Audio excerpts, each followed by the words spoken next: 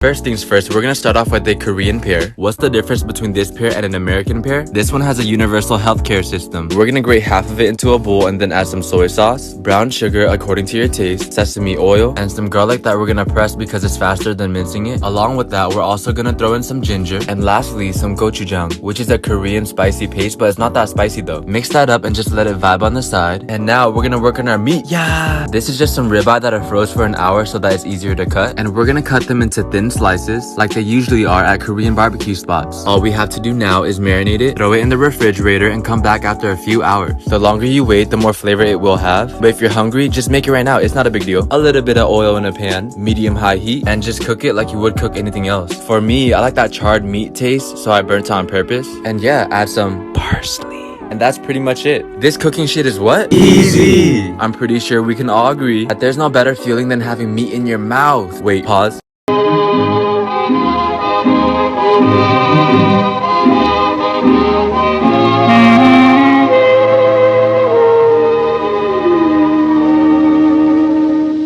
So today I really wanted to try to make churros, so I added a cup of water, half a cup of butter, a tablespoon of sugar, and boiled that on high.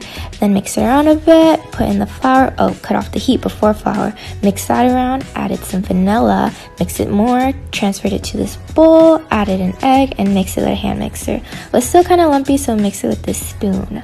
And then I got a piping tip and bag, put the dough inside there, and I wanted to make some long churros like at Disney, so I did that, put it in the freezer, oil to the pot, and then made my cinnamon sugar mixture.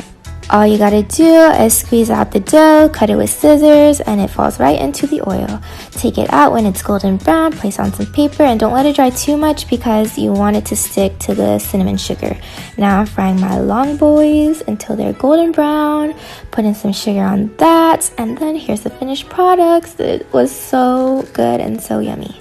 So I've been seeing all these TikToks of people making some shitty ramen, so here's some good ramen. So you're gonna boil up some water. You're gonna need 2 pots for this. You're gonna need 1 egg, some scallion, some onion, cilantro, some bok choy, beef paper steak. And then plop it in the first bowl. And in this pan, you're gonna throw in your onion and that steak. So as this stuff is cooking, you're gonna wanna get your bowl, and we're gonna start making the soup. As the noodles are starting to finish, you're gonna wanna grab some of this stuff, the bok choy, just throw it in there. It should cook in like not even 15 seconds. So now you're gonna take this, make sure you drain this water because it's filled with preservatives and it's actually like kind of bad for you. Mark the dump shrimp means the flip.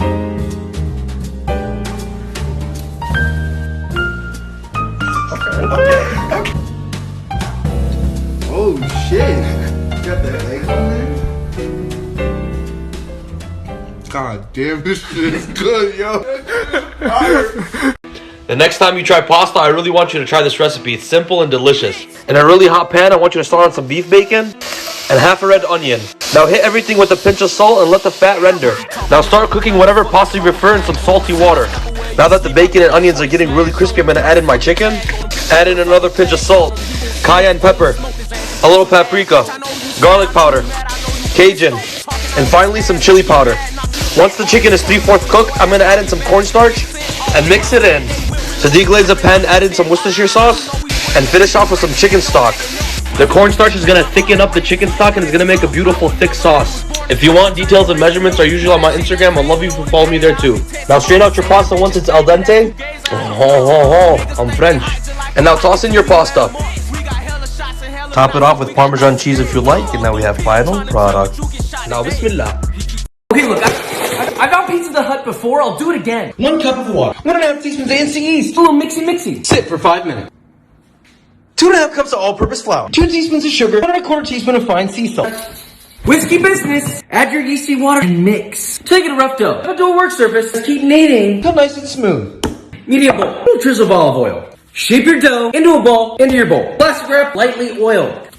Cover. Rise at room temperature 1 to 2 hours. Italian tomatoes. Tomato. 2 cloves of garlic. 2 tablespoons of olive oil. Salt to taste. Pinch of sugar. Blend. Until nice and smooth. Pizza stone. Into the oven. 500 Fahrenheit. 45 minutes. Baking sheet. Dust generously with flour. Flour. Dump out your dough. Divide. 2 even pieces. And shape into a ball. Onto your sheet. Cover and rest. 30 minutes. Pizza peel with flour. Piece of dough. Flour on the top. Punch around the perimeter. Over the knuckles. Turn, stretch. Little pizza sauce. Spread it out. Cheese. Pepperoni. Into the oven on the 5 minutes. Broil 2 minutes. Garlic oil on the crusty. Ooh-wee! You know how we do it. I'm on the west side. Coming from the west side. Over the west side. Grab some Oreos. You'll need about 36. Either put them in a Ziploc bag or a food processor and crush them. It should look something like this. Grab about a spoonful to save for later. Grab about 8 ounces of cream cheese and mix it in. After mixing, it'll look something like this. Now you'll need a baking sheet and line it with parchment paper. Roll the mixture into a ball and place it on the sheet. Make some space in your fridge and leave them in there for about 30 minutes. Meanwhile, grab another bowl and pour in some white chocolate chips. Put it in the microwave for about 30 seconds. Take them out and mix them around and repeat this until they're melted. After 30 minutes, take them out and put them on a stick. Now they're ready to be dipped in chocolate. Just like that. Put them back onto the parchment paper and pour your Oreo crumbs on them. They're gonna end up looking something like this. So yummy. Put them back into the fridge for 10 more minutes and they're done. Start with that chicken thigh, pat it dry. Get them all in a bowl. Season them all with Tabasco, cayenne, salt, pepper, and garlic powder. Mix it up until it looks just like that. 2 cups of flour, cayenne, paprika, cornstarch, salt, and pepper. Mix it up. That's the flour mix. 2 eggs, buttermilk. Want to mix that up. Pour that over the chicken. Mix up the chicken, get it in there, and let it sit. Then coat the chicken very well in the flour. Spicy mayonnaise, paprika, cayenne, Tabasco. Simple. Mix. Oil in. Check that it's hot enough. Has to be hot enough. You want to hear that noise. Chicken thigh, 5 to 6 minutes each side, golden brown, then flip. After that, take it out just like that. Toasted brioche bun, spicy mayonnaise both sides, pickles, that chicken, top it.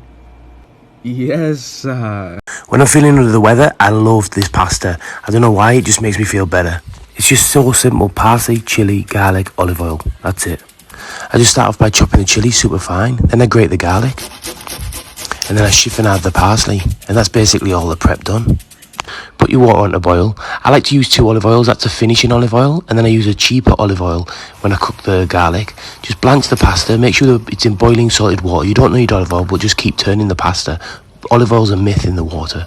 Cook the garlic in the cheaper olive oil and season with salt and pepper. Just infuse that oil, and then put a little, when the pasta's ready, put a little bit of the pasta water in, the pasta, and a few knobs of butter. Then we're going to go with the chiffonade parsley, the chopped chili, and then give it a good work, the olive oil and the butter and the water and the starch from the pasta. A little bit more of the good olive oil to just help it emulsify together. Plate it up, nicely in a bowl. Then we're just going to grate over a bit of parmesan, and that's it. Hopefully it'll make you feel better if you're not feeling well. I'm a buff baby, but I dance like a man. She a nice lady and she shaking her yams. Spent the whole summer trapping out the sedan. Marching with the band, 13 hours till I land. Happy. Look at the time. It's time to make the best chocolate chip cookies that have ever existed. 1.5 cups all-purpose flour. Half a teaspoon of salt. Half a teaspoon baking soda. My whisk is broken. Whisk that together. 3/4 a cup brown sugar. Half a cup granulated sugar. Whiskey business. Half cup of melted butter in 1 egg. Plus 1 egg yolk.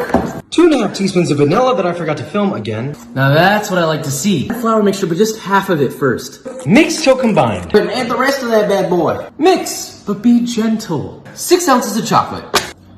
Chop it up. Should look something like this. Chocolate in. Sure, it's a little chocolate. Got a problem with that? Fold together. Plastic wrap.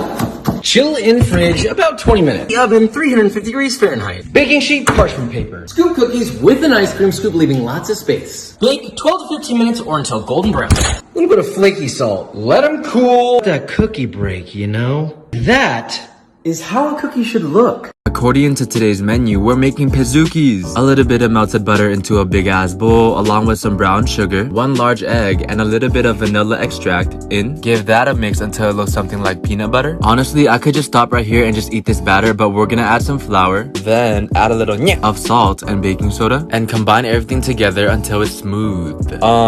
What? We're just gonna go ahead and ignore that clip. Once you have something that looks like this, it's time to incorporate our chocolate. And in a mini cast iron skillet that I got at Bath Bed Why is that so hard for me to say? Bed Bath & Beyond. There you go. Throw your dough in, and we're gonna bake it in the oven at 350 for about 20 minutes. See? Do you guys see my issue with chocolate chips? They're way too perfect and circular. That shit is weird. Top the cookie off with some vanilla ice cream. And since I'm an overachiever, I added some chocolate syrup and some dulce de leche. This baking shit is easy. You got a hot cookie and some cold ice cream. Amazing. I know all the dentists watching this right now are like, heart been broke so many times, I don't know what to believe. Out of French toast, pancakes, and waffles, French toast definitely has to be my favorite, so I have this really easy recipe. You just need an egg, a 4th cup of milk, a teaspoon of vanilla, and half a teaspoon of cinnamon. Then you're going to mix that really well. Then you're going to get a pan and put it on medium-low heat. Get your butter, spread that around. I'm now dipping my toast into the little mixture and putting that in the pan. I'm using brioche, which is like a pretty nicely thick slice. And that's it for your toast. And then I wanted to add fruit on mine. I didn't have any fresh fruit, so I'm using frozen. I added some sugar and cooked that on the pan until it thawed out. And time to assemble the French toast. I'm using butter, powdered sugar, the fruit, which is actually still nice and tart, and then some syrup. And this does not look cute, but I promise you it tastes a lot better than it looks. McDonald's McNuggets. Start with that chicken breast. Go ahead and cut it up into little cubes, and we're gonna blend it in batches, and we're gonna pulse it. You could use a grinder if you have one, but I don't have one. I'm guessing a lot of you don't have one. You could use a blender, works just as good. Season the meat with a bunch of salt and pepper, and then the key to shaping your nuggets is to keep your hands wet so it doesn't stick to you. So you feel me? We made a few McDonald's shapes, and we went off with some dinosaurs, made a country, and look at that. I don't know what that is. Throw it into the freezer for like 2 hours. For the dry mix, we're going to go flour, cornstarch, salt, pepper, onion powder, garlic powder, mix it up. For the wet batter, we're going to go eggs, half a cup of water, 4th cup of cornstarch, and whip that up. Then once your nuggets are hard, we're going to go dry, wet, and then leave on there. And then once you do that, you're going to heat up some oil. Once it bubbles around the stick, the wood, the chopstick, throw them into the oil. Make sure they don't stick to each other. Fry them for about 2 minutes each side. Take them out, and you got chicken McNuggets. Yes, Okay, so y'all are asking for fried chicken, but you didn't say which kind. I think we should do something special. Start with some chicken breast, put that on a layer of plastic wrap. Chicken, another layer of plastic wrap. Ain't that big? Half an inch thick. Repeat with all your chicken. Season both sides with salt. In three separate containers. 3 eggs. Splash of water with a whisk. Whiskey business. 2 cups of all-purpose flour. 2 cups of panko breadcrumbs. Welcome to the breading station. Both sides in flour. Shake off excess. Then the egg. Both sides, obviously. And then coat well in panko. Look at that. Repeat with the rest. Deep skillet. High heat oil. About half an inch deep. Pan stove. Little over medium heat. Until the oil is hot at about 350 Fahrenheit. Carefully lay away from you. Fry that for 3 to 4 minutes. Flip and fry another 2 to 4 minutes. A wire rack. Now that is a crispy katsu sauce. That's looking about right, but I think we need a little extra. Oh yeah, we got the sauce. Yes, sir.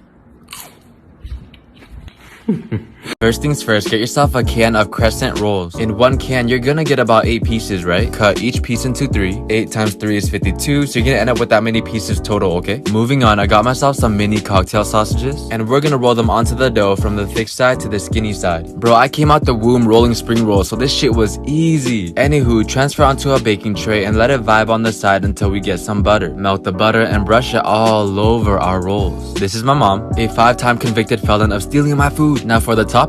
If you're Caucasian, put your hands up. If you know the seasoning, say what's up, what's up. Ooh, everything but the big old seasoning sprinkled on top. And we're gonna bake these in the oven at 375 for about 10 minutes. Okay, cool, take them out and we're gonna plate it. Add just a little bit of parsley, butter spray just to make it look shiny. And that's pretty much a wrap. That's how I made pigs in a blanket. Look at this shit, Newton in a blanket, eating pigs in a blanket. Let's go. These remind me of the pretzel dogs at Auntie Anne's that I used to get as a kid. Anyway,